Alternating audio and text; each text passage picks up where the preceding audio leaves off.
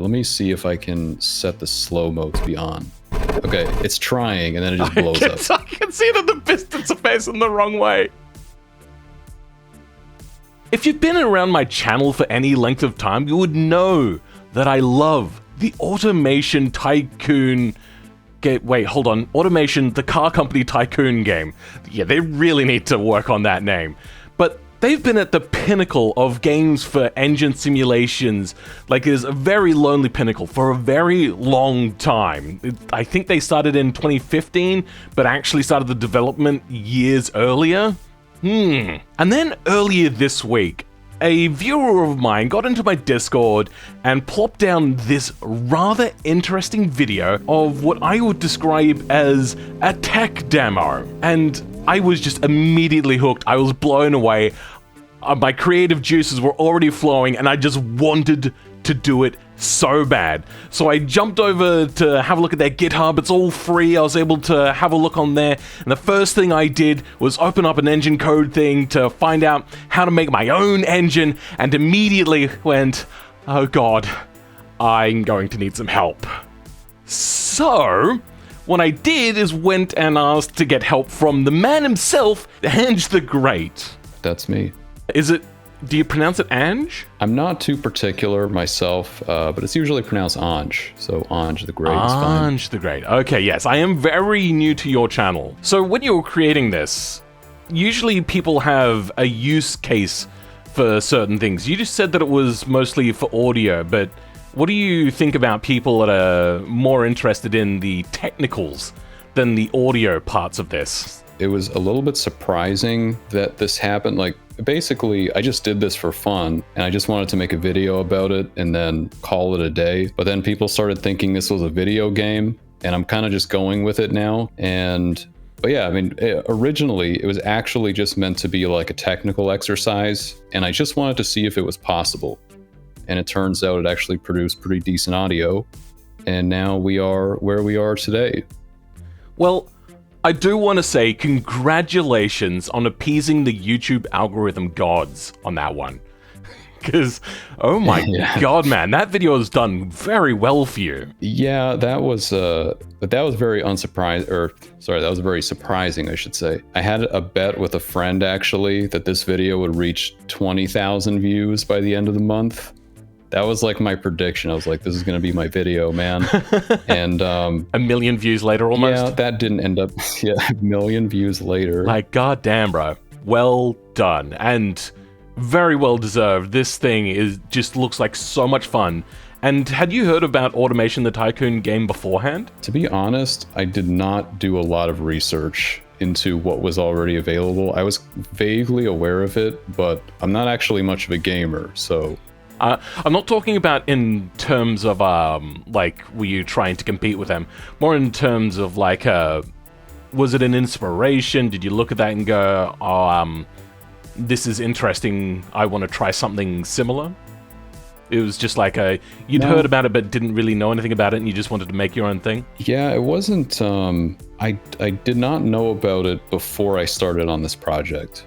There was a different channel, actually, that was more of a, so there's a guy who is called William Moser, if I remember correctly. And he basically does videos where there's sort of firing order demonstrations. And a lot of people commented on these videos that, I mean, it actually sounds kind of cool. Like, it doesn't sound like completely realistic or anything, but given what it is, it actually made a very interesting sound. So I figured that if you could get that kind of sound with that kind of setup, imagine if you actually took this to, like, you know, the extreme and did as much simulation as you possibly could. Like, surely it must do something interesting. and that was really like the original genesis of the project. Okay. Are you planning to implement exporters so then people can get audio files and dynographs and whatnot, so then they might be able to implement it in other games? For instance, like beamng would probably be rather easy to get this implemented into? Yeah, so basically the actual tool itself right now doesn't have that capability, but I'm planning to make an actual game version or a polished tool. And that one will definitely have features like that. Like you can export parameters of the engine, and you can use it in other games. Potentially, the actual core of the simulation can also be reused within the game, within a game itself, to actually generate the audio procedurally. So there's definitely like a lot of potential here.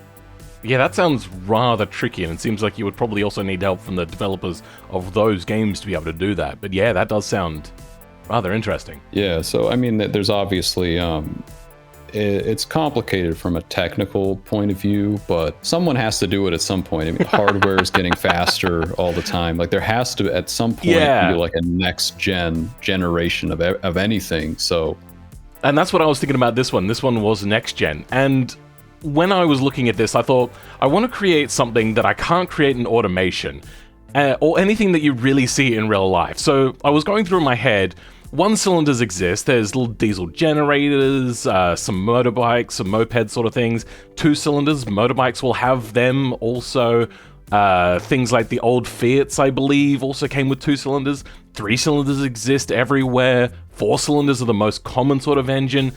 5 cylinders exist in Audis and BMWs. 6 cylinders in a plethora of different vehicles, but then we get to 7 cylinders, which is the first incredibly rare type of engine, and as far as I'm aware, there was only ever one. And I wanted to make that, so that's why I've come to you. I mean, that's definitely doable. Yeah. Can I get you to please share your screen with me, and we'll run through the process of making an engine from beginning to end? And if anybody is watching this and is like, oh, I don't want to watch any of this technical stuff, I just want to skip to the fun stuff, we can do that a little bit later. I'll put the time code right down now, and you can skip to that if you want. I use the actual like source code. Other people use the exe that I put on my GitHub, but I don't actually use that myself because there's no real reason to. So basically, what I will do is we'll open a Visual Studio Code in this folder and create a new file. This is basically like step 1. Creating the file is kind of step 1. Yeah, so this is i7 now. So that's what we're going to start off with. Cool.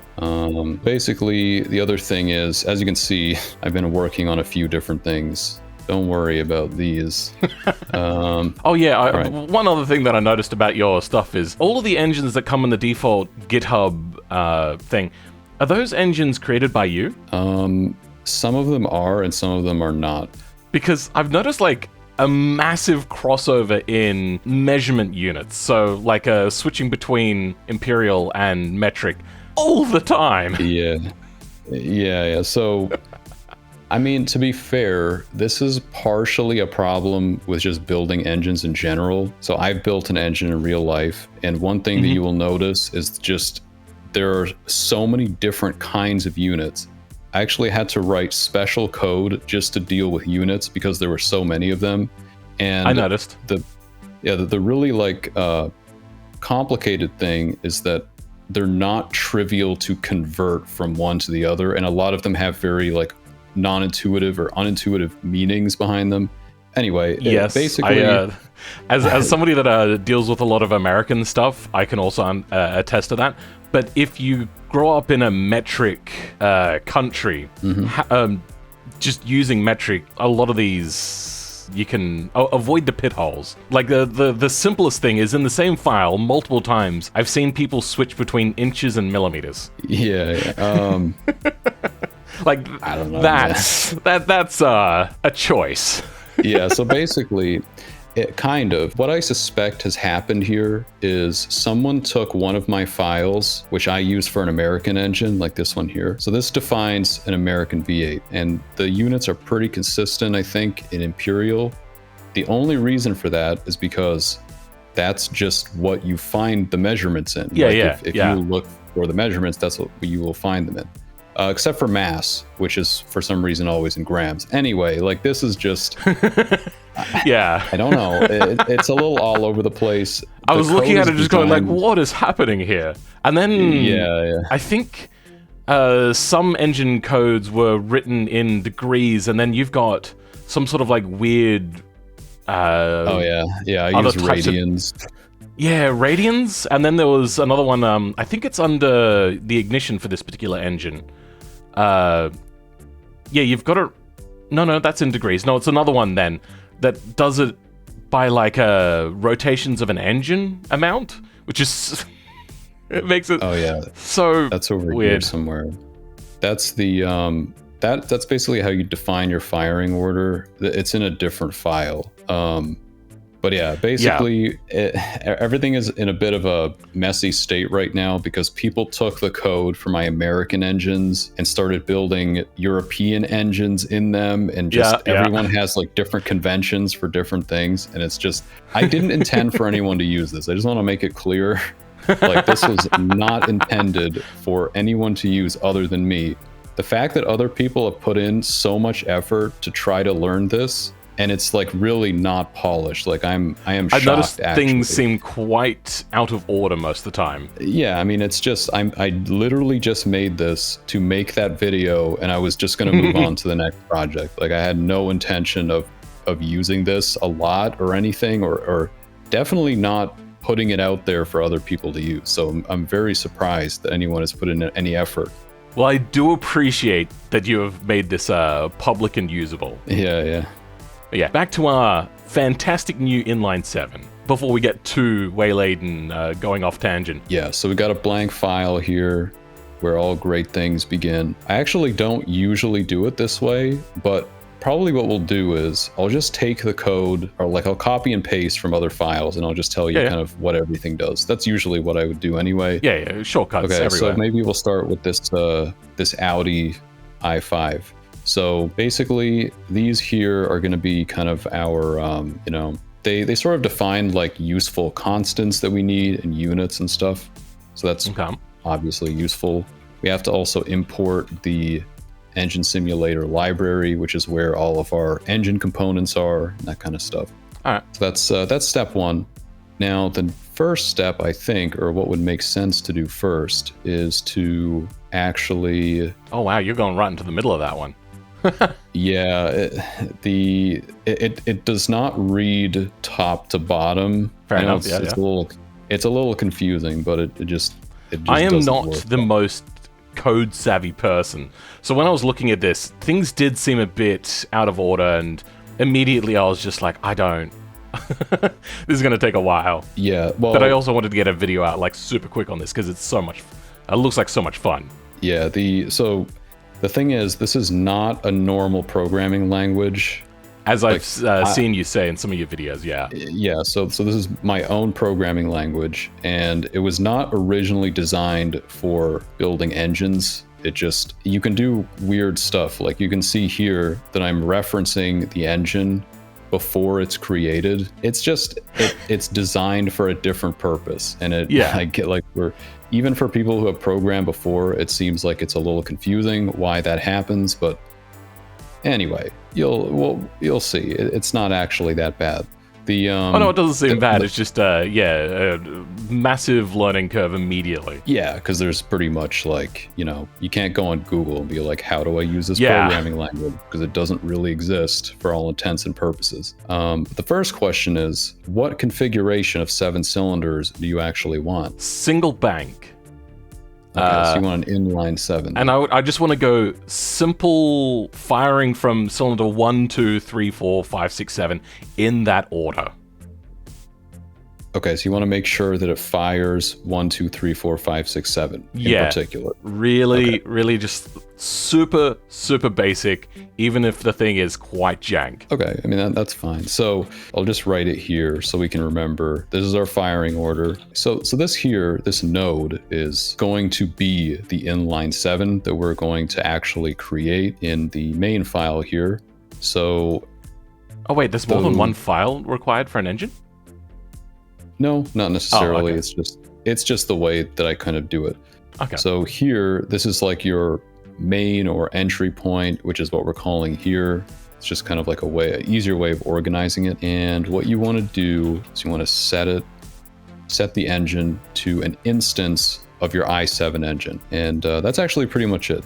So now we have created the engine. It's empty and probably will crash the program. That's another thing, is that it's not designed to give you feedback when you make a mistake. because I wasn't going to show that in the video. Like, I'm not going to show myself making engines that don't work. Is there a debug menu at all? Work. No, there's nothing. Oh, okay. Yeah. So if you make some kind of horrible mistake, it will just crash, which is fine for me, because when it crashes, I end up back in Visual Studio and I know what the problem is. But when other people use it, it just crashes and then doesn't tell you anything. So obviously, not the best, but I just wanted to get this out as fast as possible. Yeah, there's a lot of potential here for very cursed creations. Do you have non-cylindrical cylinder and piston options like that one Honda engine? Well, the thing is that because of the way that the mathematics works on the back end, it doesn't really matter what shape the cylinder is. Obviously, in real life, it does make a difference, but from the simulations perspective, okay, yeah, I get that. You can sort of just tell it that this. Okay, let me put it this way: you could emulate that oval piston design by just making a larger normal piston within the simulation. It wouldn't actually make that much of a difference. I understand. If that makes sense. So I guess the next thing that we have to do is we need our wires here. This is another thing that just confuses people. So this got me as well. So when I originally built the simulator, the idea was I wanted to simulate a Chevy 454 because that was the engine that I built in real life. Now, in a 454, each one of your cylinders has its own ignition wire. So it's different from, the way that a lot of newer engines are. And a lot of people were reading through the code and they were like, why is there a distributor in this Lamborghini engine? Like, it doesn't make any sense, because that's like an ancient technology now. For this simulation, it probably doesn't really matter, does it? Like, as long as ignition it is doesn't really matter. Yeah, it doesn't really make any difference. It's just the notation or the implication here is But anyway, basically what you need is you just need 7 wires, because do you not start from wire 0? You could, because I've seen that written out a lot, and it always confuses me, but I understand why. Yeah, in programming, it's more typical that you have indices that start at 0. I just do it this way because when you go online and look up firing orders for engines, you don't start with 0. So it just becomes very confusing for no reason. That's why these, you can name them whatever you want. It's just kind of a useful convention, but that's the way that I've done it here. So this line here on line 23, I'll zoom in actually so you can maybe see this a little better. So this is where we actually create the instance. So you can kind of think of this as creating a bundle of wires that we're going to be using to connect to our cylinders. So now, if you imagine this very hypothetically, we have a empty engine, we have a bundle of wires. So the next thing that we need to do, since you've already given me the information for the firing order, we can put that into what's called a distributor. This is obviously an ancient technology, I know, but I've worked with both kinds, so I understand it. It doesn't actually make much of a difference for what we are doing here. Okay, so I'm just going to create it here. So I'll just call this, I'll call it an ignition module maybe. So let's just call it i7 ignition. All right, so the idea here is that we take as an input our bundle of wires, a timing curve, and a rev limit, which we're going to use for our rev limiter. So pretty basic. What we have now, since I copied this from the Inline 5 engine, we only have 5 of these posts here. So just in a real so here we go.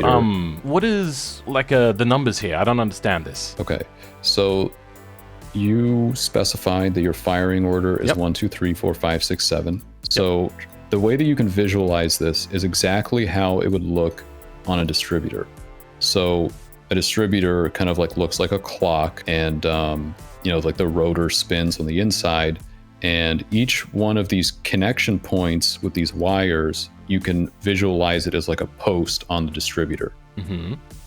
So I've connected them in order, 1, 2, 3, 4, 5, 6, 7. And now we need to actually define the angles that the posts appear on the distributor. So I think that's where I'm getting a little bit lost here. Yeah. Everyone got extremely confused when they looked in the code and were like, why is there like divisions by 5 and all this crazy stuff?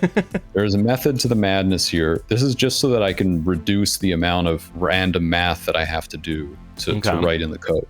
The idea is that a full engine cycle is 720 degrees. So that's what cycle is. It's just a label that stores that number. Now, if you separate or if you partition 720 degrees into 7 equal parts, that's what this is. So you start off at 0, then 1 over 7 times 720 is obviously a seventh of 720. Oh, the cycles in both places is just considered to... Okay, then. I'm starting to understand now. This doesn't come out mathematically perfect, however. Is that a problem? Which doesn't come out mathematically perfect? I did the math earlier, and wait, no. Does 720 divide by 7? Probably not evenly, but it doesn't matter because it'll be a fractional value, which is okay. You don't need it to be like you don't need it to be an integer value. Because I had a whole thing planned where it'd just be fine that the last cylinder was had a gap bigger than everything else. But doing it like that makes it easy, yeah. If you design your engine in a certain interesting way, then maybe you could end up with something like that. But yeah, everything is in like decimals, obviously, in the simulation. So it doesn't have to divide evenly. Yeah, so anyway, this is basically all you need for the actual ignition module. So we have the distributor defined, all the wires are connected. So now we have a blank engine with a distributor for some reason, and all of our wires are connected in the correct firing order. So the next thing that we have to do is, if we scroll down here in this engine that I'm stealing from, so we need to actually add the ignition module, because otherwise the simulation is not going to know that it exists. So that's pretty easy. We'll just take this code here, and basically we're just taking this engine, we're adding an ignition module, and we'll add the one that we just defined over here. And that's pretty much it. So now we have sort of like registered the ignition module with the engine. So you created it, set it out, and then you initiated it. Yeah, exactly. And there's the other step here. We also need a timing curve. Yeah, this one's fairly straightforward, yeah. Yeah, I'm guessing if you play like racing games or something, you're probably familiar with this. It's just the amount of timing advance as a function of RPM. That's pretty much it. Yeah, this one, that was one of the first things I looked at and went, I know that one. Yeah. Yeah, this should be fairly straightforward. I know that in newer vehicles, it's actually more of like a 2-dimensional map because it takes different things into consideration. Well, they're very often 3-dimensional maps. Yeah, they have like a whole bunch of complicated stuff going on. This is just another indication of I designed this for an old engine. Which generally when you lift off the throttle, you'll get a lot of retardation happening as well. So often it's got some sort of throttle dependency as well. Yeah, it takes a bunch of things into consideration. For older engines, there was literally just spinning weights in the distributor, and then that. But there was also a vacuum as well. Yeah, no, there also is a vacuum advance as well. It actually advances the distributor when there's a high manifold high manifold vacuum. Yeah, it actually advances. It adds more timing advance to your engine. I didn't actually add that, but yeah. The manifold vacuum is a way of measuring engine load.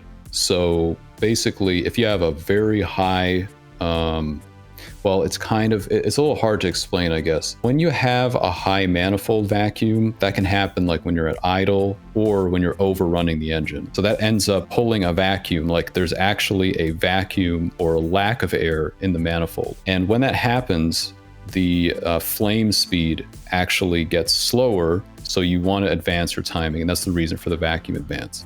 Oh, that's something I didn't know at all. Yeah, so an older, like this was like the 70s equivalent of a 2-dimensional map for your ignition timing. Okay. Basically, yeah, when you had a very high manifold vacuum, it would advance your timing like an extra 10 degrees or more. Learning from the master. Yeah, I'm definitely not a master by any means, but I did a lot of research into this, so I know like a few things at least. But yeah, for the purposes of the simulation, it just goes off of RPM for now. And yeah, that's basically everything to do with timing. I'll just go with this curve. It's probably like good enough. It'll still run even if it's totally off.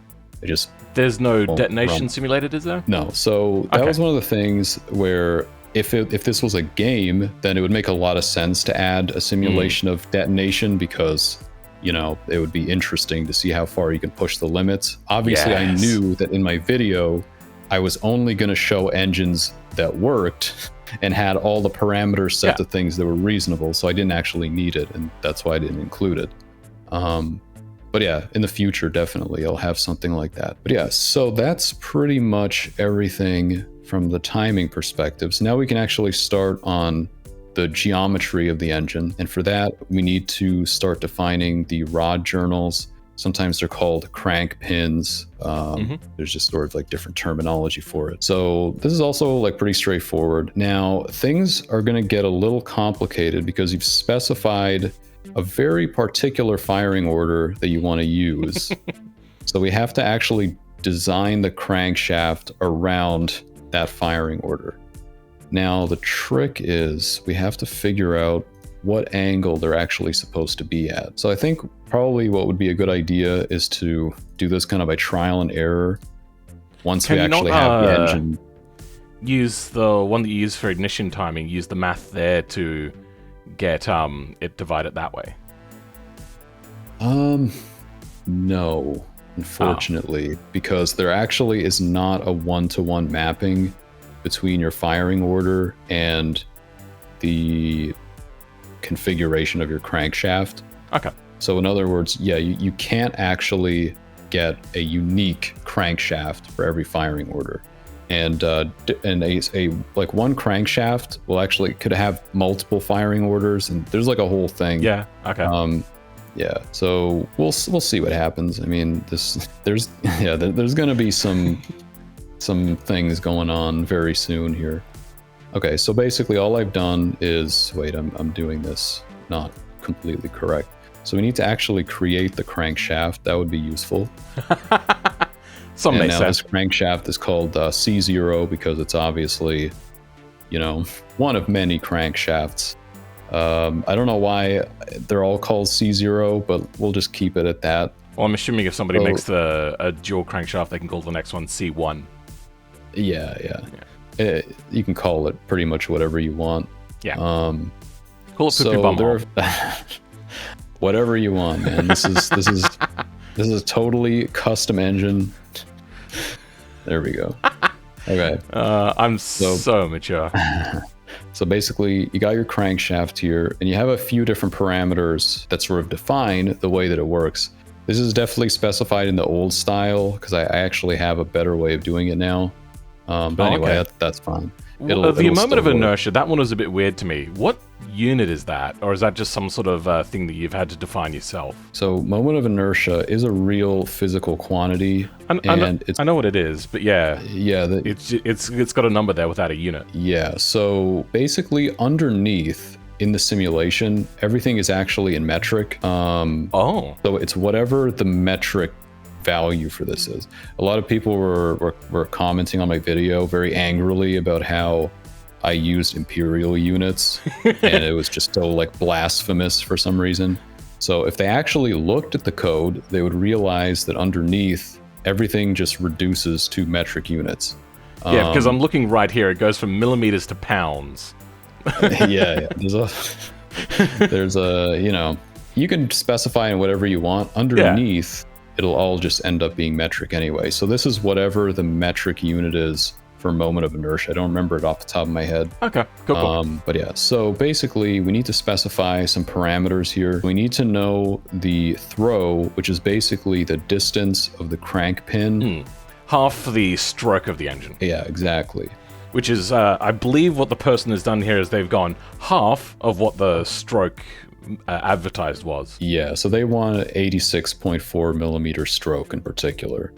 So, I mean, you can choose whatever you want. So what are we going for with this engine? You know what? Let's make it ginormous and say that this thing's got like a 150 millimeter stroke. Make it like a truck engine. Okay, 150 millimeter, that can be done. Yeah. All right, so now we got 150 millimeter stroke. Now, these things here, they're pretty much never used correctly in a lot of the engines that I see actually using this. It seems problematic. Yeah, these parameters will be fine. Like, they'll just sort of change the way that the engine responds to input. But yeah, we can come back to those later. So the other important number is this, which is your TDC. That I don't understand at all. Value. Yeah, I know what top dead center is, and I don't understand why it's not just at 0. Yeah, so that's because the way that the crankshaft is defined, so this is at 0 degrees from the x-axis, but our engine is vertical because it's an inline engine. Okay. So your TDC is the point at which your number 1 cylinder is at top dead center, which is when the crankshaft is rotated 90 degrees. So imagine that like the center of your crankshaft is sort of in the middle of the screen here. This is located at 0 degrees. Oh, so 0 degrees is not vertical. Yeah, this is 90 degrees. So this is at 0 degrees. Why does it not start vertical? Is there a particular reason for that? It's just because it's not normal to specify angles that way, at least not for me. So how do we go about implementing this in code then? So basically, that's what we're doing right now. So right now, we have specified the TDC to the correct value. So basically, which is at 90 degrees. So we got constants. What's constants? Is that just pi is just a number that's always going to be constant divided by 2? Here. Okay, there we go. So no, I was kind of interested in how you were doing it because pi over 2 is just 90 degrees. Is it? Yeah. I didn't know that. So pi is what, 3.14, and you said times that by 2 and you get 360? I'm getting 6.28. I'm so confused. Yeah. So basically, 2 pi radians is equivalent to 360 degrees. Oh, okay. We're dealing with radians. Okay, so I have seen radians on graphics calculators when I was young and went, I'm never going to use that, and dropped out of school. Yeah, well, I mean, you don't really, like, as you can see, you can specify things in degrees. It doesn't make any difference. It's just underneath. Most of the math libraries that you use expect your angles to be in radians. Okay. So that's why everything just converts to radians eventually. Can I ask one last thing then? Is it always horizontally to the right where it starts counting from? Yeah. Okay, good. All right. That's easy then. Yeah, that is at least consistent when you're specifying these rod journal angles here. All right, cool. Yeah, so now we have our crankshaft. These are almost definitely in the wrong positions, but we will get back to that later. Is it because it's a silly layout that I've decided on?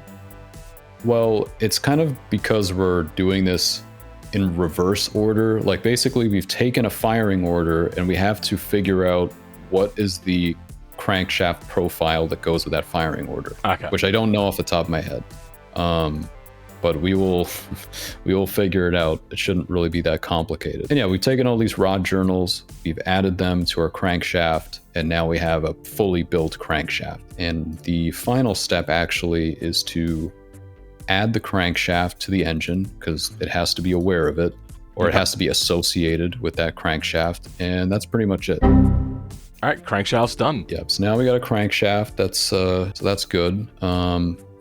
Now is where things get a little more complicated, or at least where people tend to get extremely angry when they try to use this thing. All right. All of the camshaft stuff.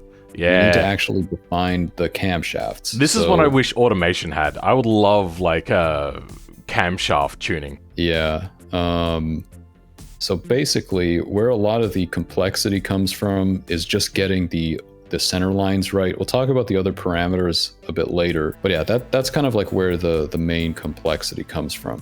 So I'm just going to get rid of some of these because we actually don't really need them, and they're just going to end up being confusing. All right, so this is the main piece of code right here that is important. So just for convenience, I'm going to copy our firing order because we're going to need it to sort of arrange our camshafts here. The general idea is that you want to place each of the lobes that is going into the camshaft at the correct angle so that it obviously opens the valves at the right time, given your firing order. So we're making the camshaft and making sure it lines up with the crankshaft, basically. Yeah, pretty much. So we need 7 lobes in total because we obviously have... so going 2 valves, that's fine. Yeah, well, basically, there isn't really a distinction between 2 or 4 valves. I suppose because you don't have a size limitation, do you? So you can just make the valve as flowing as you want. Yeah, you can specify the most insane flow numbers, and that's the thing is like you can specify an engine that would not be possible in real life. Like it will not stop you from doing that. It just won't behave in a way that makes any sense. Okay, so there's no sound difference between 2 and 4 valve? Well, there is in the sense that a engine that has 4 valves will probably flow more. But for the purposes of the simulation, the main thing, or the main important factor, is the amount of air that is flowing out of that cylinder. So what are we looking at here as well? So we got rot, which I'm assuming is short for rotation. I don't understand the layout here. Yeah, okay. So basically, this needs to be modified a little bit. So this ROT, or rotation, this is basically one step. Like if you take the whole cycle, which is 720 degrees, divided by 7, that's basically one step, and that's what this is.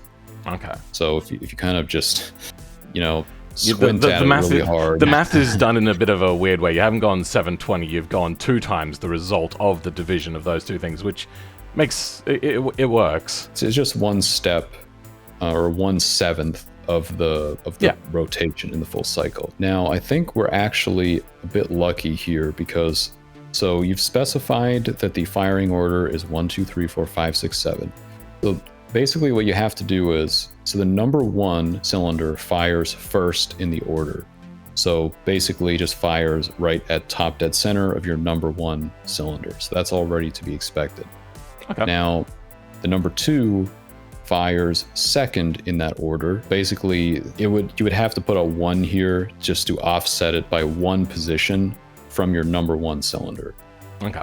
Now, because of the way that the firing order is represented here, I happen to know that this is kind of a trivial case. You don't actually have to do a lot of arithmetic, and this should give us the correct value.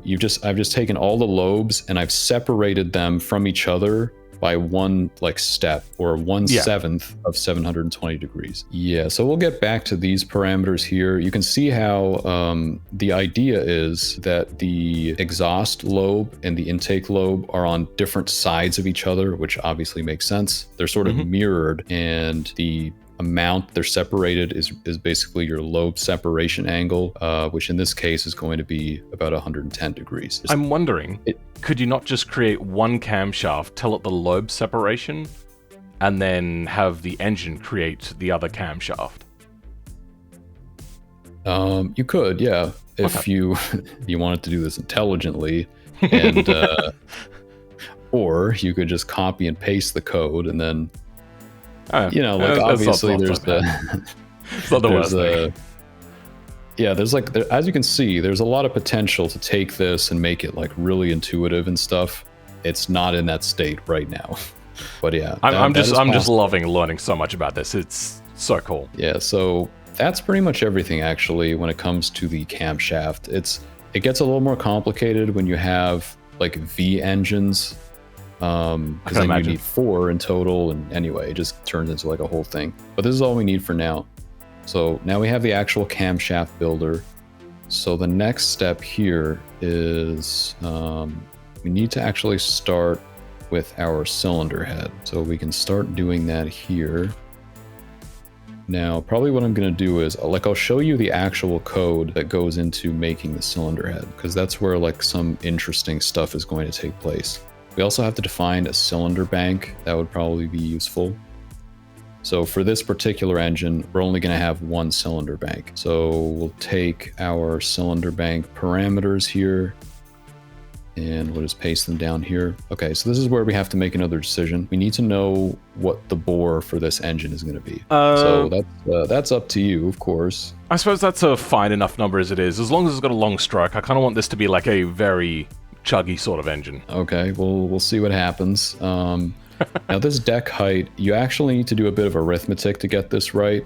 Oh dear. We'll get back to this. Basically, if it's not right, your engine will self-destruct, and you'll know about it pretty quickly. Yeah, but yeah, that's fine. We'll get back to that later. So the other thing is, this is where the actual cylinder bank is created. That's the important part. It's pretty straightforward. Your cylinder bank has certain parameters about it. The main ones are bore and deck height. Those are like the important ones. And the other one is angle. So this one is at an angle of 0 degrees. Now, I know that this is probably where a lot of the confusion comes from, is that for the cylinder bank, the angle is specified from the vertical axis, because that's the way that I just conventionally see it notated. Like if you're specifying a V, you know, you'd specify the angle from the vertical axis or from the other cylinder bank. So that's why I just kept it like that. Yeah. And I'm a Durbrain. So anyway, is no comment there. But anyway, it's pretty straightforward. Like you're at 0 degrees, you're vertical. That's pretty much it. And we'll get back to the cylinders. It's not actually that critical for now. And we'll also add the cylinder bank to the engine. That's pretty much it with that. Okay. Now I've added this here for convenience. Basically, it just generates a cylinder head for you with all of the parameters and stuff.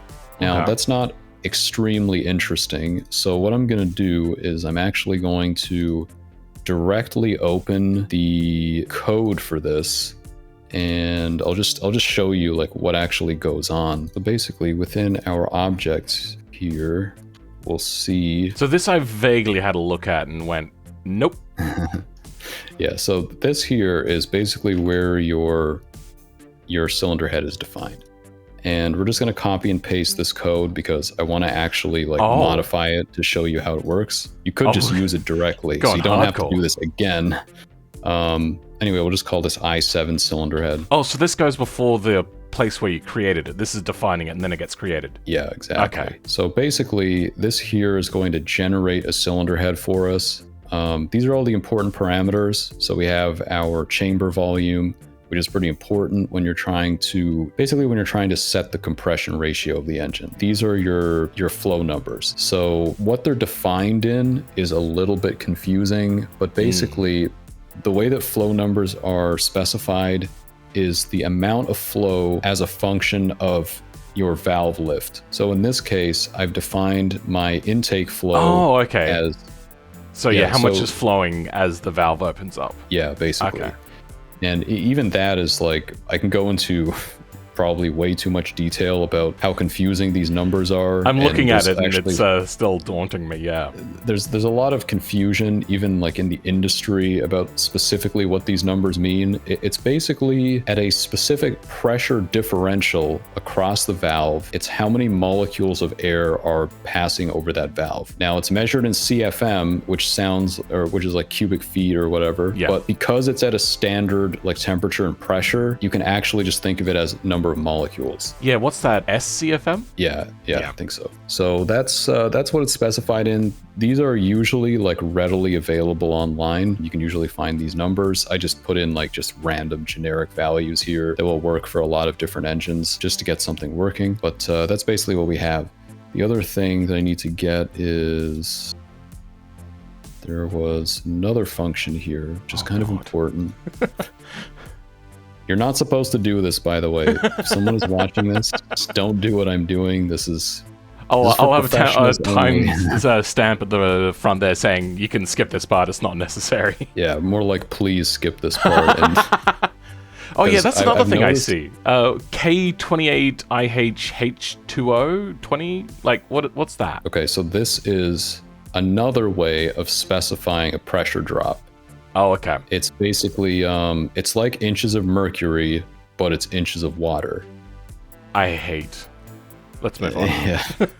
Yeah. Anyway, so basically, this kind of makes the assumption that you're using thousandths of an inch, which is pretty typical if you're dealing with like American engines. This just takes your lift, converts it into thousandths, and then, or converts it from thousandths, but whatever, it's a minor distinction.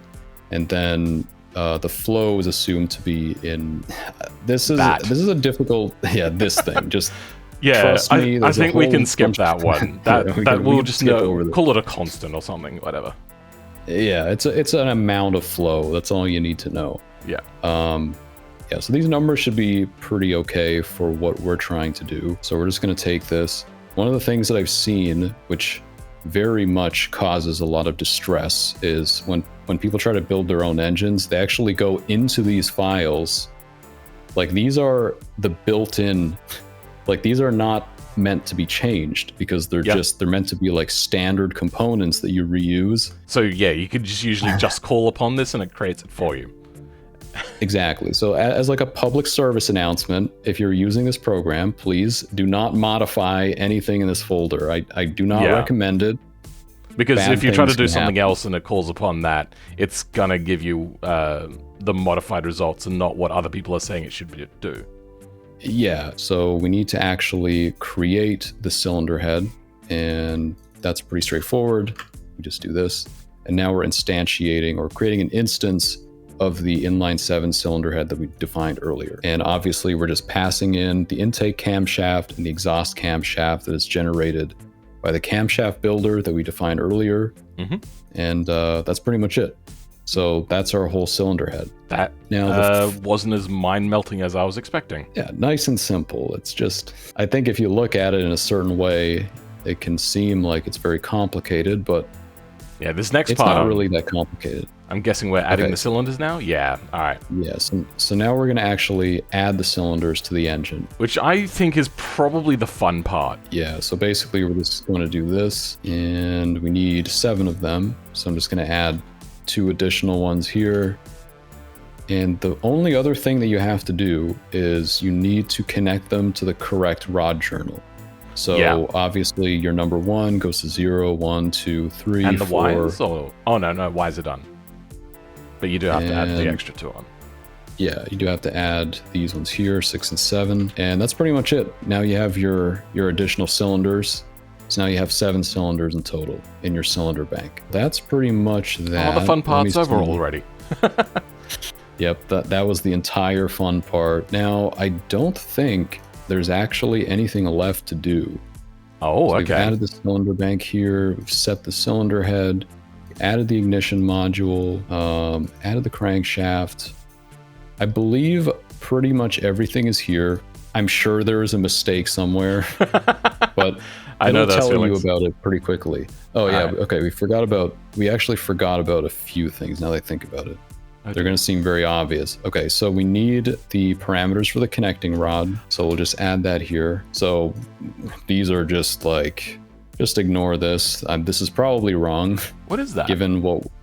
So this is, it's literally just the length from the center of the big end to the center of the small end of the connecting rod. How is it getting those numbers? So I don't remember what happened here exactly, but from the looks of it, it looks like they started with the deck height, then the stroke of the original engine or the throw of the crankshaft was subtracted.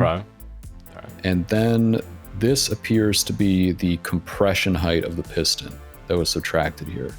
Oh, okay. All right, now I'm starting to understand that. So instead of doing the math and then figuring it out, they just put in the parameters. Yeah. Honestly, I don't... potentially have the length of the connecting rod call upon those other values and do that automatically? Yeah, you could. I'm not saying... This is actually... yeah, this is the way that I do it on some of the more recent engines. This was probably done a long time ago. I don't even know what's going on. But it will work. Like, it'll give you the right result. Even though we changed our stroke? Well, no. Yeah, our stroke was considerably bigger, yeah. There we go. Now it'll work perfectly. Those are our connecting rod parameters. We also need the piston parameters, which are pretty critical. This one, we don't need it because it's actually specified later. Basically, you have pretty typical stuff. So you have your mass of the piston. The compression height is the distance from your wrist pin to the top of the piston. The wrist pin position is a little bit confusing because it basically, it's for offsetting the wrist pin position from the center of mass of the piston. So if it's at 0, that assumes that the wrist pin is right at the center of mass. And then the displacement is basically your dome displacement. So you could either have a flat top, which is what this is. If it's positive, that means that the piston has a dome on it, and that effectively increases your compression ratio. So like a race engine. And then if it's negative, it's more like a turbo piston. Yeah, exactly. So if you're doing like forced induction and you want to reduce your compression ratio, you'd have like a dish in the piston. This would be like a negative displacement here. So yeah, those are all the important piston parameters anyway. We need intake and exhaust, obviously pretty critical. So we'll just take this whole thing and I'll tell you about what these parameters do. Is it cooling upon 2 different exhausts? For this one, yes. Okay. So it's a split manifold sort of thing. Usually, I'm assuming in an inline engine, you would just only have to specify 1 exhaust. But what I'm guessing here is it's 2 exhausts that then go into 1 later on. Yeah. So basically, for a lot of like inline 6 engines, it will have like a single header type of thing. I don't really know exactly what it would look like for an inline 5. For an inline 6, I know that they would sometimes group 3 of the cylinders together, sort of like in a single header. And then they might combine later on. I just followed that same logic when I did the inline 5. I don't know the exact details of how they were constructed. Can we have it in 1 manifold for this? Yeah, we could do that. So basically, we'll just do single exhaust system called exhaust 0. We just have to make sure that we route each one of our cylinders into that exhaust system. That's all you have to do there. Now, the other thing that you have to do is you have to specify your exhaust parameters and your intake parameters. The first parameter here is the volume of the intake plenum. This is basically... plenum is the big bulky part before the runners. Yeah, basically. So it's set to something really high for some reason. Probably just change it to like 1 liter or something. Now, the cross-section area is of like it's like a rough approximation of what the cross-sectional area of the plenum is, looking at it like from the direction of airflow. It will change the velocity calculation. The idea is that if you change the cross-sectional area to be bigger, it will do something like this. So it'll get bigger this way, but to keep the volume the same, it'll go like this. I see what you mean now. Yeah, all right.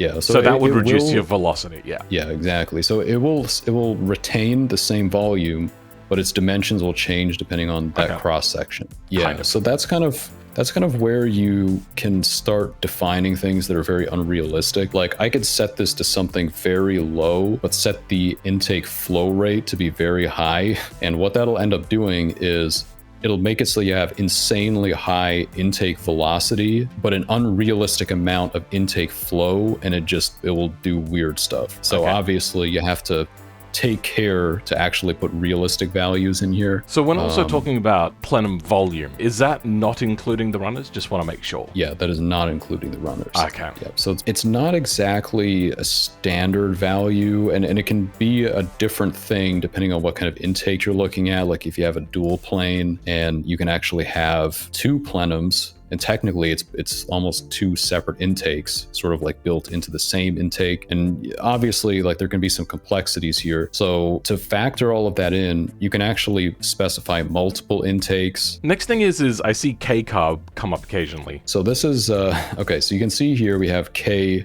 carburetor, which is what carb stands for. And then here we have 28 inches of water.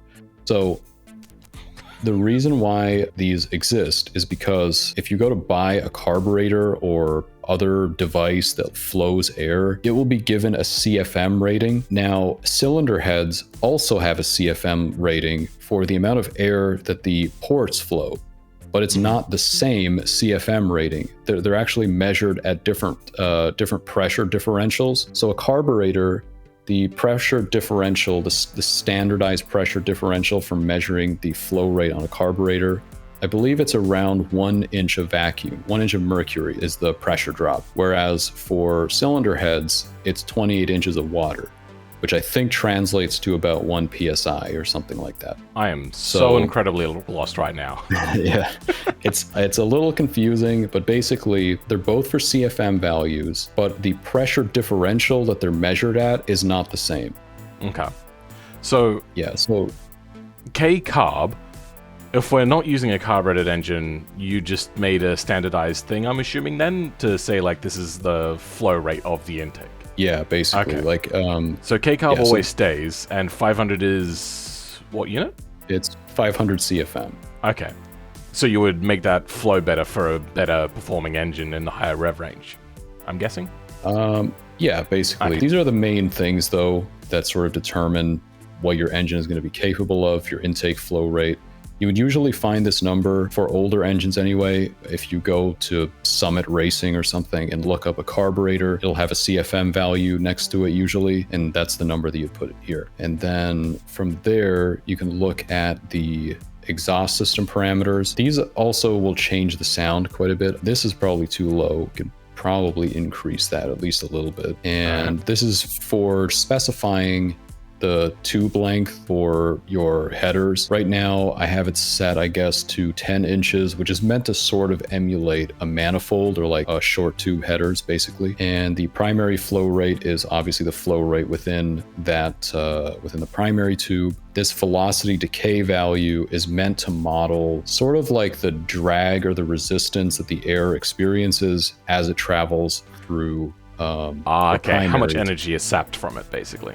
Exactly, yeah. So the velocity is timesed by 0.5? In a sense, yeah, but it's a little bit more detailed like that than that. It loses energy in a certain way. It's a little hard to explain, but it's more of like a decay than so just the way like to explain it to people making these codes, they would like a less efficient exhaust manifold, say like a log style, would have a much higher smaller value. Yeah. Wait, no, higher or smaller to be worse? Yeah, if you want it to be worse, you'd set it higher. So 1 is basically like, this is the most decay that you can have. So it won't be able to maintain that velocity for very long. And that'll obviously hurt things like your exhaust scavenging, because that sort of relies on the exhaust gases like reaching a certain velocity as they're leaving, and that kind of thing. Okay. We're running a fairly junky, low RPM sort of engine, so a little bit more resistance would be good. Yeah, well, maybe we'll set it to like 7.5 maybe. Okay. This is a pretty sensitive value. Like I see people setting this way too low, and that obviously causes very unrealistic behavior in the simulation. Like it'll be very unstable because it's just not realistic. The final value here is the volume of the entire system. This should be okay, I think, for our purposes. So anyway, that'll route into our exhaust system, which is just called exhaust 0. The other important thing is this right here. So this impulse response is basically the way that sound is going to propagate through the exhaust system. So I think the next step is to just try it and see if it actually starts. Which it definitely won't, because the crankshaft is not set up properly. But what's the issue? Well, I'll show you. Let's see. It'll probably crash because I made a mistake somewhere. So this is actually a development build that no one has. Ordinarily, it would have crashed by now. But behind the scenes, I have my own version that doesn't actually do that, which I'll release at some point. It's telling me that I've made a mistake somewhere. Here is basically what's gone wrong. Line 187, there's apparently a mistake there. Oh yeah, so we renamed the crankshaft. Oh yeah, that was genius. So that's an important detail. Now it also claims that there's an error on line 297. That would be here. It claims that there is an input that is not connected, which is true. We are missing the lobe profiles. So what did I use on this one? I guess it had a default already. This is not a very good engine, by the way. This is for some reason this uses a Chevy 454 camshaft lobe profile. I did notice that all your camshafts, I believe, were all V8 camshafts in the parts area. Yeah, this is not how you're supposed to do it, okay? Let me get a more decent lobe profile here that we can use. I'm starting to understand that some people were complaining that this engine like doesn't start easily. I'm starting to understand why, because it just used this like this yeah, anyway, it's just lumpy ass camshaft. Yeah, exactly. This is what we're gonna use. We just copy and paste it here. All right. So we have our intake lobe and we have our exhaust lobe here. Okay, so you're not using the default preset one. This one is just gone right here. Yeah. So what this is a harmonic cam lobe generator. It's actually not that easy to find exact lobe profiles online because manufacturers are like pretty secretive about this. Actually, a lot of this I knew already. The only thing I didn't know was gamma, which I looked up and I found out eventually. And I'm assuming steps is the resolution basically of the camshaft. Yeah, that's correct. So basically, this harmonic cam lobe is actually a camshaft generator, just for convenience. You can actually specify the exact profile if you have it, but yeah, that information, like unless you have the camshaft and you have the tools to measure it, which I guess I could do, but I just don't have any of that here, then you could just put in the direct values, but that would take a bit of work, obviously. So yeah, for people out there, the gamma is how smooth it ramps around. The lift is how much the actual valve will open up. And then what was the final one? Steps, yeah. The steps is just the resolution to make it run smoother, if that's a thing that you need to be concerned about, I'm assuming. Is that correct? Yeah, exactly. Okay. So I can show you exactly what they do when we copy these into the actual simulation. I just realized that I copied these into the wrong folder, or the wrong file. But that's... There we go. I was wondering what you were doing. I was like, I'm a little confused. But yeah, all right, that makes sense. Just doing dumb stuff. People, basically what just happened there is he was putting it into the wrong file, and he was just recorrecting that. So try not to get confused by what you just saw if you're trying to follow step by step at home. I promise, I'm a professional programmer. That's well, you knew how to fix it, so that's the important part. Yeah, I mean, part of being a professional programmer is just constantly making mistakes. So anyway, let's just reload this. Hey, we have our engine. Can you hear the engine simulator? Yes, I can. It is well delayed, though. Okay. This sounds very cursed. Like it doesn't really want to run. It doesn't really want to exist right now, and this crankshaft is very cursed. But we can try to start it, so I haven't turned the ignition on. So okay. All right. Yeah. Let's just see what happens. It's probably not going to start. Oh yeah, it's definitely. So what's happening? It's chugging here, around like 6 or like 5 or 6. Yeah, it's fighting against the starter, which means that the timing is like totally wrong. But you can see that it's like it doesn't want to exist right now. I could try to like give it throttle. That kind of like helps. Oh, I love this so much. This is awesome. Because so I have I love engines and whatnot, but I've never understood why firing orders were not in the same direction, and then people have made videos on it, and it has to do with not resonant frequencies, but like balances and secondary balances. Is this what we're running into right now? So what we're running into right now is the crankshaft is not matched correctly to the firing order. So we need to figure out kind of what is going wrong, and the way that we can do that is we can slow down the simulation. Also, that angle is like that. That is very cursed. Obviously not physically possible. Yeah, I see that it'd be bashing into the cylinder walls. Yeah, so you can see here that the number 1 cylinder is actually firing at the right time. So you can see that was the intake stroke. This is the compression stroke, which it's really fighting against. And then right at the top, it will ignite properly. However, if we move to the next cylinder, which is number 2. Just seeing those stubby connecting rods. And then the pistons basically going down into the crankshaft. Yeah, this is obviously like, very unrealistic. I might clean that up okay. myself at some point, because this is so much fun. Yeah, so if we look here, we can see that stuff is not quite happening at the right time. Like, our firing order is correct, but it's just, like, you see how delayed that is? It's obviously, like, not supposed to be happening. So clearly, our firing order is correct. The crankshaft is not matched to that firing order. That's basically the problem. So we need to figure out what the actual correct journal angle given our firing order actually is. I don't know of an extremely easy way to do that off the top of my head. Well, I do. No. So I can just give you the answer if you want.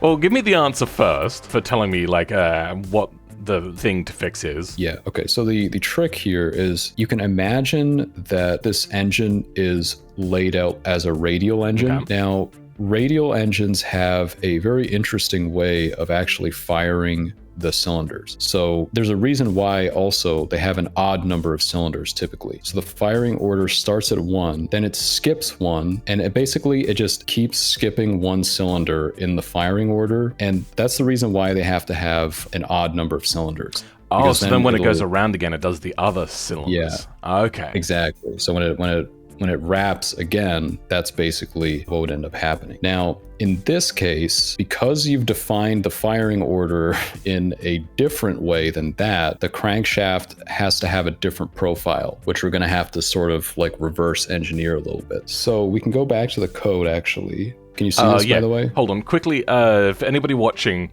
you just watched the first attempt.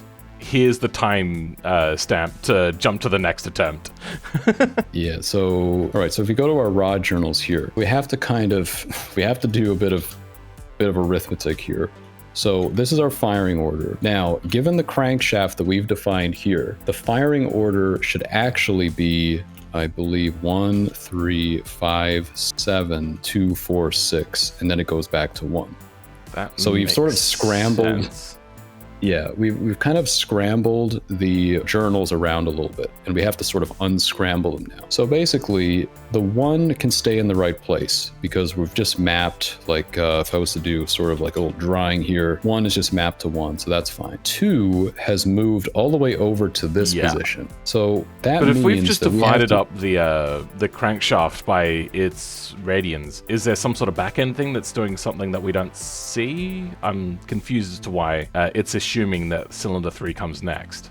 It's not that it assumes it. It's that given the way that we've designed these rod journals, this is the correct firing order, or at least this is a firing order that would work, whereas this is not, if that makes sense. If it just comes down to terms of a piston reaching the top of the cylinder, it seems that they would reach the top of the cylinder in order. Yes, they do. But okay, this is actually a little bit counterintuitive. It is true. However, how can I explain this in a way is it a camshaft issue or a timing issue or? No, not exactly. So basically, okay, imagine this. Remember how I was just saying for a radial engine, which is essentially the same exact layout here. What happens is, so cylinder fires, the next one is not actually on the firing stroke. It's on the exhaust stroke when it reaches top dead center. Oh. But the one after that is on the firings. That one is on the compression stroke. Why and it's couldn't it be on the ignited. firing stroke? Isn't that defined by the camshaft and ignition timing? Yeah, so you could actually do it in a way that could work. I don't know. That would be a very strange configuration though. But theoretically, you could For also me, it makes sense. I don't understand how it does it. I don't know. I think, okay, what would happen if you did that is you would end up with an engine that lights all of the cylinders in a single rotation of the crankshaft. That's what would happen. It's kind of what I was hoping for.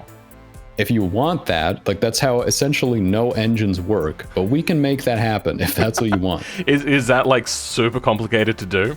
By a single rotation, you mean the full 4 strokes or only half? Well, basically what would happen is for half of the cycle, all of the cylinders would be getting lit, and the other half, nothing would be happening. Oh, okay. So If you see can what I you mean. not change the, so you got the rod journals there, it's times by 360, can you not times that by 720? No, well, no, not in this case, because what'll happen is they'll just wrap around again on the crankshaft. Would that not fix our issue? No, unfortunately. Because they'll just end up in equivalent locations. Oh, I think I kind of am understanding now. Okay. Yeah, my brain is... It takes a while sometimes to catch up to things. Yeah, like if I was to show you the way that it works, where all of the cylinders are getting lit in like single 360 degrees of the cycle. Yeah, then there'd be another 360 degrees of nothing happening. Yeah, exactly. Okay. So this is the correct, like, balanced way to do it, where you basically you skip over a cylinder because the cylinder in between 1 and 3 is actually on the exhaust stroke. Can we hold on? Yeah. Can we make the flywheel like super heavy and have it all fire in the one rotation, and then just have the inertia carry it around for the next thing? Would that technically? Yeah, you could do that. Is that really hard to do? It. No, I mean, we can. Okay, so we'll keep this as it is. I'll come back and adjust that later. So the next thing that we have to do is we have to change the ignition module, because right now it assumes that you're being sane and you have a 720 degree cycle. So if we change this to be a 360 degree cycle, then as you can see, everything is going to be lit within the first 360 degrees, which is what you want. The other thing is this also has to be modified because the camshafts are also going to be on a 360 degree cycle. So we'll just change that as well. That should be it, actually. So if we go back to the simulator here and I reload this. All right, so this is try number 2 with a, you'd call a cursed layout, would you not? Well, it's only going to be it's quite cursed, yes. It's firing on only half the rotation that you would normally find in a 4-stroke. Yeah, pretty much. Okay, let's see what happens. Okay, as you can see, it doesn't sound quite right, but we can try it. Sounds smooth, bro. Sounds smooth. Yeah, sounds really smooth. So if we turn the ignition on, we can see what happens. If I try to start, oh my. Okay. Oh, it's going. It does run. It needs a bit of throttle though. It's just so loud. Oh, I love this. Oh, this is so good. Well, there's my video done. I got what I wanted. Can you give me this version, and then if you said you wanted to fix something now? Well, I mean, if you want it to run like a normal engine, I can do that. If you like this one, cool. I mean, can you send me both? Totally I want to play with both of them afterwards. Yeah, absolutely. But yeah, I mean, it runs. It doesn't idle because I probably have to adjust the idle, and probably also the flywheel's too light to like keep up the crazy thing that we're trying to do here. But yeah, it works. That's phenomenal. See, this is the sort of thing that you just can't really get with, as far as I know, anything else. And especially, you can't do anything nearly like this in automation. And I get it. Automation is a game, and they're trying to be balanced and try to like simulate real-world sorts of things. But this just looks like so much fun. And I love it, and I thank you very much for making this, but you said you wanted to make this run normally, so I think we should go do that now. Yeah, if you want. I mean, what we can do is we can rearrange the rod journals to make this good, and... let's go into the rod journal section now. Okay. So people, that was attempt number 2. We did get it running, but it was in a very cursed way, in a way in which I wanted it to run, but I now understand why it shouldn't run in such a way. And what you're gonna do now is splay out the connecting rods, the journals on the crank or the crank pins to be in the correct separation to make this work correctly. Yeah, that is correct. Yeah, so basically what we have to do is we have to undo all of the cursed stuff that we did before. Yeah. So we want to go back to a standard 720 degree cycle. And then if we go back down here, basically I outlined, this is the firing order that we want. This is the correct firing order. So we have to sort of reorder our rod journals to match this one. Basically, if we look at this here, the number 2 rod journal in the correct firing order is all the way over here. That would mean that we need to actually, let me think, what would make the most sense here? Number 5's angle, which would be 5.0 times 7, and put that on number 2? Yeah, I think it would have to be something like that. So that means, yeah, this is where things get a little bit strange. I'm just gonna label these. Yeah, because the journals there are labeled from 0 to 6. Yeah, this is for a non-coding person. This is always annoying. Yeah. All right, so this is our slightly more convenient notation here. So 1 can stay the same. Now 2, we know that it was over here, so it would have to be the angle from number 5. So we'll call that 4 then. Okay, and then we can move on to number 3, which is actually over here. So we'll change that to 1. So are we offsetting these by 180 degrees or 360 degrees? I can't think. My brain isn't really working too well with this. Yeah, that... Let me think. What are we doing exactly? I don't know, actually. I don't know if I'm actually not that good at arithmetic. But we're basically, the way that I think about it is that you're just taking this and you're like mutating it to, or you're permuting the rod journals into the correct order. That's the way that I would think about it. Yeah, so we did the number 3. So the number 4 would ordinarily be 7. Over here. Yeah, so we'll take this one 5. I'm actually not 100% sure if what we're doing is the right thing here. But it makes sense. So the next one is the number 5, which is here. So that should be 2. And 6 would have to change to 6, very confusingly. Yeah. And this one would change 3, because that's the only one remaining. Okay. So if we go back to our UI here. All right, let's see if this is correct. So...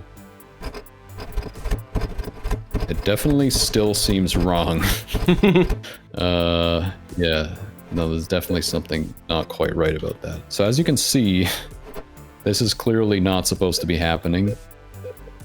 It seems like it's, yeah, there's obviously many wrong things going on. So I think that this is where like things can get very convoluted very quickly, or at least where all the headaches usually begin. You got to think about this carefully and very scientifically, of course. So we want to get this firing order. Ordinarily, the firing order would be this. So if we go back to what we had before, which we could like also just figure out from trial and error if it really gets to that level of desperation. Basically, the number 2 cylinder would ordinarily fire over here, which would mean that, yeah, I mean, I feel like what we did kind of makes sense. I actually don't know why. I don't know an easy answer off the top of my head as to why that's not working. I feel like I'm definitely missing something, which I don't completely know what I'm missing. Mapping would be. If you need to draw it on a piece of paper, as long as you send me the picture later, we'll just go, yep, cool, that's what we did. Yeah, we could also do that. Let me think about this here. So basically, number 1 fires, number 2 fires. Ordinarily, it would fire here. Okay, I think I'm understanding what's going wrong. So go 1 and then 2. So what's at 2 should actually be what's ordinarily here. Yeah, I think that is the correct mapping. If it's not, we'll find out pretty quickly again. So I'm going to change that to 2. Change this to whatever 5 used to be. Oh, you're thinking of from the wrong line. Yeah, and then we'll go 1 and then 3, I guess. Yeah, and then 5. Okay, let's just see if it works. Okay, that looks correct. We got it. We got it. We're experts here. Apparently, you're more of an expert than me because I thought that was a mistake. Okay. Oh, can you hear this? Yeah, I can hear that. That looks pretty smooth, so you can see that all of the pulses are pretty consistent. So let's see what happens if we turn this on. It wants to start. It wants to start, just doesn't want to idle. Oh, that sounds nice and smooth, but missing something. Yeah, it is a very peculiar engine. So basically, what it's missing or why it sounds so weird is you want to actually randomize a little bit, because right now the cylinders are so close in the way that they sound that it doesn't sound real. Like it almost sounds like a little bit digital. Yeah. That's kind of what's going on here. Oh, I love that sound. I'm gonna have to try to somehow extrapolate this sound, and then I'm gonna try to put it into BeamNG at some point. That sounds really good. This like stroke is so cursed though. Yeah, no, that is a problem. Yeah. I can't even imagine like the internal stresses in this engine. Like, I mean, it's obviously not physically possible, but it's just... It kind of isn't. I could show you the most cursed things that you could do with this. Like, you can actually have... You can actually have off-center... You can actually have off-center crankshafts. That I figured as much by what I saw on the code. Let me go to the crankshaft here, and then maybe I'll offset it by like 2 inches or something. Okay. Alright. Okay. Can we play that in slow-mo? Okay. Let me reload it again. So what has happened here, just so I can explain... I'm assuming the pistons fell out of the cylinder. Well, it's because I arranged it in a way that was not solvable. Like, there was actually just no way of making it work. Let me see if I can set the slow mode to be on. Okay, it's trying, and then it just blows up. I can see that the pistons are facing the wrong way. All right, yeah, I think it's fine. You can make it solvable now if you want. Oh my, there's just so many bad things happening. Oh, like, it's really trying. It's trying really hard to solve this. Pistons are upside down going up. And it's just like not solvable, and then eventually it'll just, you know, stuff will blow up. Kind of like that. Yep, all right, there you go. Fantastic, love it. You can make the connecting rods a little longer. Let's see what happens. Oh my. Okay. So this is so cursed. I don't understand how it's even running. Oh yeah, okay. I made a mistake. That was actually my fault. So if I redo this again, there we go. So notice okay, I see now. Yep. Notice how the crankshaft is actually offset. I don't know if any engine has ever used this or would ever even have a reason for doing this. No, I can't think of one either. This is like, I don't know why you'd ever want this. Maybe space constraints wherever it is an engine needs to be put. I don't know. Yeah, and I mean, you can obviously push this to some pretty ridiculous limits. Like if I was to push it even more to the side. Is this like reducing compression ratio? Yeah, it is. Yeah, it is a little bit. So okay. It'll actually become like harder to start too. Oh, it sounds like farts. It doesn't sound happy. Yeah. It does not sound very good. Yeah, this is a really bad compression ratio. Like a flathead sort of thing. Like, oh my god. Yeah. But I mean, as you can see, there's a lot of options for, you know, customizing it and stuff. Oh, thank you so much for taking time for this. This is great. We might have to do this another day and try something else a lot more fun, do a little bit of a coding adventure by, I don't know, there's another YouTuber that does game development and he calls it coding adventure, and that's what this feels like right now, just an adventure to find out what we could come up with, and this is fantastic. Thank you so much. I'm gonna go play with this myself now. All right, yeah, it was pretty fun. I think it's Sebastian Lag that you're thinking of. I watch his videos sometimes. Ah, okay. But yeah, it's definitely really fun. Look forward to it, and we'll make some more cursed inventions, definitely.